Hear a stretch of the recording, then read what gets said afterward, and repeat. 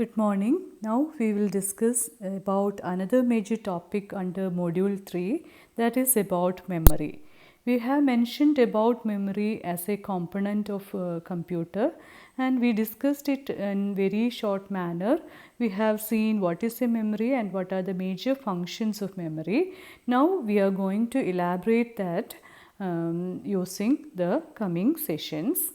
We have to discuss about the memory, and we will discuss in detail about the types of memory.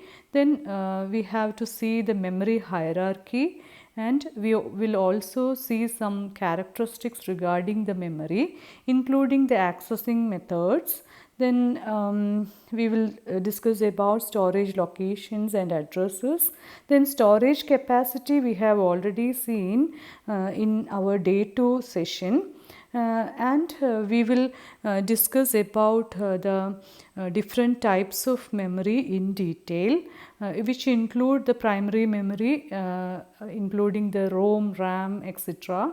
And we will also discuss in detail about secondary memory devices such as hard disk, that is also known as magnetic disk, magnetic tape, etc. As we have divided the CPU organization into small sessions, this topic will also divide into small sessions. In day 9, we will cover about the storage unit, and we will see the types of memory in short. Then we will discuss about memory hierarchy and also the mechanisms for accessing memory. The other topics will be covered in the next sessions.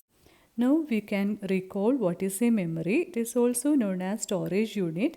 It is a component of a computer system which is used to store data, instructions and information. We can use it to store the initial data, intermediate results and also the final results. The goal of memory unit is to provide adequate storage capacity with an acceptable level of performance and cost. So we can store the data and instructions or any other information inside a computer with the help of memory unit. Now we will see what are the different types of memory. There are mainly 4 types of memory associated with a computer. First one is registers. We have already discussed it and it is part of the CPU. We have seen different types of registers. You can mention the points here when a question arises like types of memory. Then second one is cache memory. Cache memory is a memory placed between CPU and main memory in order to compensate the speed mismatch of CPU and main memory. We will discuss about cache memory in the coming sessions. We have to study about the cache memory and how the addressing or the cache mappings are going on. We will study in detail.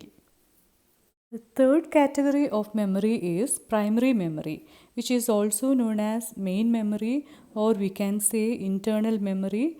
The primary memory is a memory that is directly accessed by the CPU. It includes read-only memory, that is known as ROM, and random access memory, that is abbreviated as RAM. We will discuss about these memories in the coming sessions. And the last category is secondary memory. Secondary memory are memory used to store huge amounts of information or data. For example, we can say a hard disk, that is also known as magnetic disk, magnetic tape, etc. are examples for secondary storage devices. We will discuss about secondary memory in the coming sessions. So we have to elaborate these types of memory in detail in the coming sessions. So just know what are the different types of memory. We will learn about memory hierarchy. You can see a figure here. It's a pyramid like figure.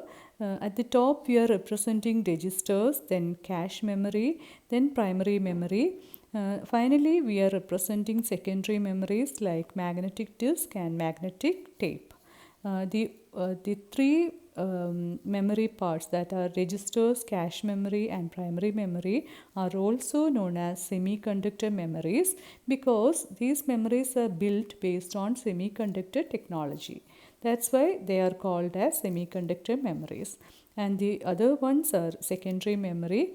Mostly these are built based on magnetic materials. And we can explain this figure based on three parameters.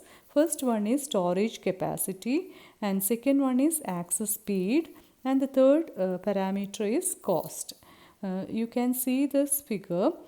From top to bottom, the storage capacity is increasing. That is, from low to high, it is represented. That is, registers are used to store small amount of information or data, and it will help the CPU for processing. And but if we want to store more data, we can use the bottom memory, that is the magnetic tape. And based on access speed also, we can categorize these memories.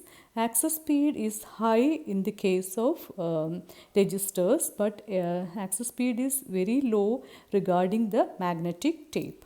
And the cost also varies. From top to bottom, the cost will decrease. That is, for example, if the memory is of smaller capacity, it will cost high.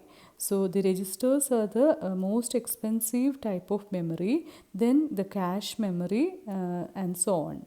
So based on the size, the cost varies. So you can explain these points with the help of this figure, and you can mention the points regarding the registers, cache memory that we are going to study, and about primary memory, about secondary memory, as per the marks they are asking question like memory hierarchy. So you can include all those points under this memory hierarchy topic. Next, we will discuss about different accessing mechanisms or methods used for accessing memory. The memory can also be categorized based on the access mechanism used. There are mainly three categories of access mechanisms, that are sequential access, random access, and direct access mechanisms. Now we will see it in detail. First one is sequential accessing. Here you can see this figure. We are accessing memory one by one. In this method, the memory is accessed in a specific linear sequential manner. The access time depends on the location of the data.